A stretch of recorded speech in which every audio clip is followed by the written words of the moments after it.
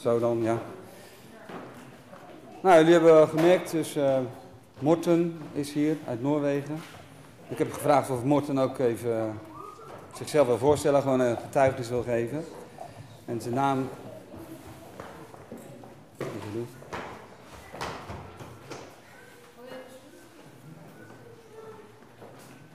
Oké. Dus, en zijn naam betekent gewoon Maarten.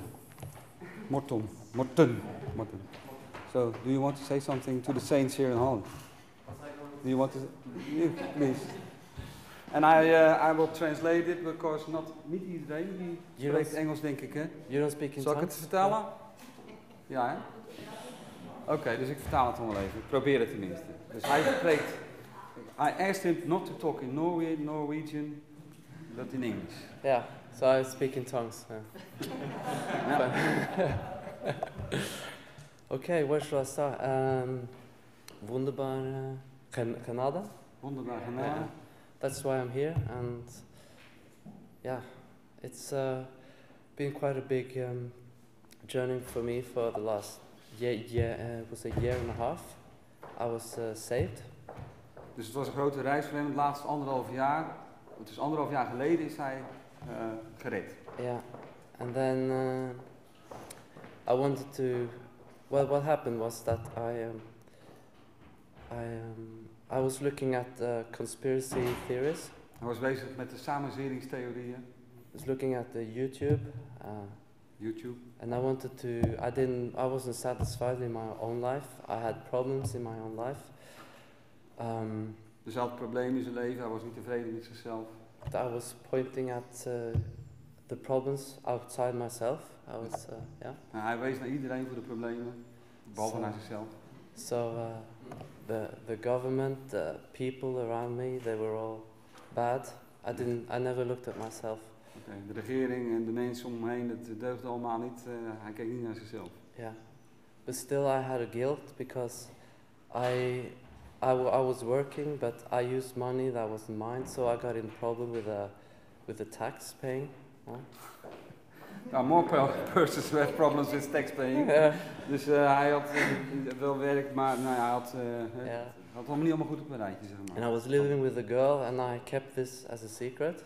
Hij leefde samen met een vrouw en dat hield hij geheim. Yeah, and yeah, as the more they started to ask for the money back, and I felt the pressure. It was Oké, dus hij moest natuurlijk wel betalen en dat deed hij niet. Dus toen kwam hij natuurlijk in problemen. So I talk a lot. No, sorry.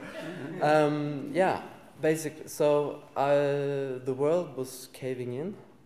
Caving in? What's that? It was falling apart. Yeah. I felt all alone. I felt I didn't have any way out. I couldn't tell my parents about this. I couldn't tell my girlfriend about this. Hij kon het aan niemand vertellen. Yeah. He could tell it to nobody. At the same time on YouTube, looking into conspiracy theories, there was a group of people who did the same, but they had a message of grace or the gospel. Oké, dus hij keek op YouTube weer naar die filmpjes van die samenzweringstheorie. Daar staat het helemaal vol mee namelijk. Yeah. En toen, then you met grace believers who talked about... No, they weren't grace believers, but they had the gospel at the end of each video. Oké, dus ze praten over samenzweringstheorieën en die zijn natuurlijk, maar dan aan het eind ervan, dat dus waren gelovigen, gaven dan het evangelie. Yeah. And with the world, and finally this was my only way out, was to believe in the cross and that he died for my sins. Ja, dat was de manier om eruit te komen natuurlijk, hè? Het kruis en dat Christus stierf voor zijn zonde, voor zijn schuld. So I saw myself for the first time as a sinner. I realized God was looking at everything I was doing. So that was the cross. I had to, get down on my knees and... Ja, dus hij zag zichzelf toen eindelijk als een zondaar, het probleem zat bij hem. So I gave up my life because I didn't live my life very well, so I was a failure in life. So that was basically it. And then I was looking for a place to have fellowship. Ja, toen zocht hij natuurlijk naar de gemeenschap met medegelovigen. Yeah, I went to the state church with the priest. De staatskerk ging je heen, naar de priesters, de Lutheran Church. Yeah, the state church is De Lutheran. staatskerk is Luthers in Noorwegen. It's Lutheran, almost Catholic, I think. So he was there. He put hands on me and he did a prayer for me, and I can remember just being there and felt the grace. Looking at, they had a crucifixion there, but for me, it was grote kruis, of course, in the church. Yeah, it was a big wooden thing, Yeah. but and I saw that as a truth, and it was good for me to be there, just to have someone to. Oké, dat was dus een zoektocht. Dus hij ging naar een kerk, dat was de staatskerk. Ja. En hij dacht dat eigenlijk natuurlijk de waarheid was. But coming for the second time, I realized they didn't preach the word. I was looking for a place to hear the word of God. Oké, dus toen kwam hij al gauw achter dat ze natuurlijk daar niet de waarheid verkondigden. Yeah. En toen ging hij verder zoeken waar het woord van God wel verkondigde. Yeah, and then I was shown a place I could go to, which is a missionary church. They have the Great Commission. Ja, toen ging hij naar een soort zendingsgemeente, Yeah. also van de Lutherans. Yeah, they are Lutheran, Yeah. but they preach more from the word, but not rightly divided. Oké, die zijn er dus op uit om een zending te bedrijven, maar die predikte wel meer uit het woord van God. Ja. Dus daar ging hij toen naartoe. And then after a while, I didn't figure out with the baptism. They doing infant baptism. Oké, ze deden daar dus kinderdoop. Yeah, and I knew I was not saved, even though I had been baptized as a baby. Sorry, wat doe je? I was baptized as a baby. Ja? Yeah. Gedoopt als een kind, ja. Yeah. And I knew I was lost before I was saved at that time in my living room. Je wist dat je verloren was? I was when I was home, and when I talked about when I was saved, I knew I was lost. Yeah. So I was not saved as a baby. So this couldn't be the truth. Ja, dat kon natuurlijk niet de waarheid zijn. Yeah, and I was still on the YouTube. I was looking for the truth there, and I've been back and forth, and then suddenly I was doing more Calvinistic way of thinking. Okay, dus hij bleef zoeken en toen kwam hij ook bij studies terecht, ook de Calvinistische leer. So I ended up in a Reformed church. Dus bij een hervormde gemeente uit. Yeah, but they didn't believe the King James to be the only Bible. Oké, dus ook niet in de King James Bijbel, zoals wij die Statenvertaling hebben dan. The pastor was handing out the NIV to. De nieuwere vertaling werd dan uitgedeeld. Yeah, and I was looking into the word, so I knew that was not of God, but they didn't want to see that's the only truth. So you already knew that the King James was the word of God? Yeah, from the beginning. From the beginning already? I only listened to people who were... Oké, dus hij luisterde naar mensen op YouTube die dus op de King James Bijbel... Except one actually. I was listening to John MacArthur, you know this? No, he's a famous pastor but he's from the NASB. Okay. Oh yeah, sorry. NASB. Yeah. Sorry, I'm taking too long here, but... Yeah, so I found the grace message through a guy on YouTube. He had a Mohican. He had cut off his shirt here, and I thought... Mohican? What is a Mohican? It's a honeycomb. Okay. Honeycomb. and I thought, I like this. And he said dispensationalism, and I remember a few months before a guy asked me if I'm a dispensationalist. Oké, dus die sprak over de bedelingen. Yeah. Een paar maanden daarvoor had iemand tegen hem gezegd, ben jij soms iemand van de bedelingenleer? Yeah, so this dawned on me. I was thinking about this. Ja, dus hij ging erover nadenken, wat het nou precies was. Yeah, and then I saw this guy with a honeycomb and dispensation, so I clicked.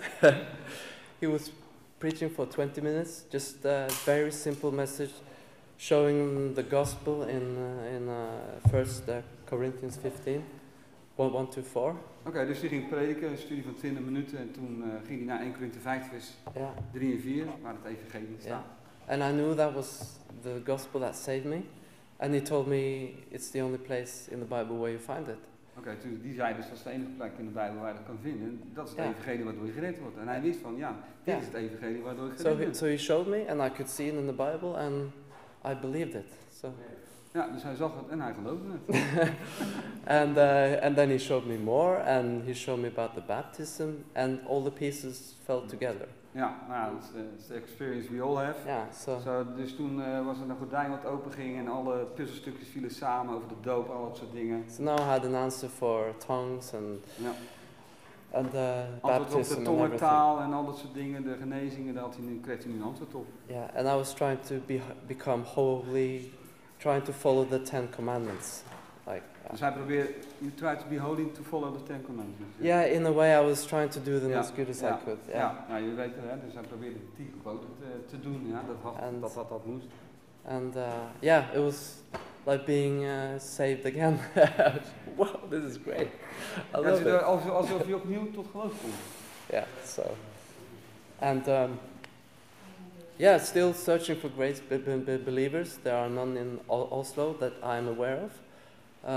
Dus hij gaat zoeken naar, nu gaat hij naar, niet meer gewoon naar gelovigen, maar naar genadegelovigen op zoek. Door al die studies, Rodney Bulliot. Rodney Bulliot. He had the church. Ja, dus had ook dat schema wat wij ook hebben, dat schijnt ook in het Noors te zijn. Maar dat zag hij op een studie, dat Rodney Bulliot, die liet dat zien. Hij zegt, ik heb van iemand dit ontvangen. En toen zag hij dus op YouTube, zag hij, het schema in het Noors. Great. En hij tried to find it, heb geschreven, maar die man, hij zegt dat heb ik een paar jaar geleden ontvangen. En ik weet totaal niet meer waar het is. Dus het is een raadsel waar dat... Dus hij is nog steeds aan het zoeken naar het schema in het Noors. So I got the name of Dov and then Jan. Ja, dus hij had van Dov gehoord, niet van Dov, maar vanuit Amerika. Er gingen geruchten dat hij dat gemaakt zou hebben. I contacted Jan. Zo kwam ik via David Kiebel, kwam dat ook weer bij mij terecht. En al met al kwam zo het e-mailcontact op stand tussen hem en mij.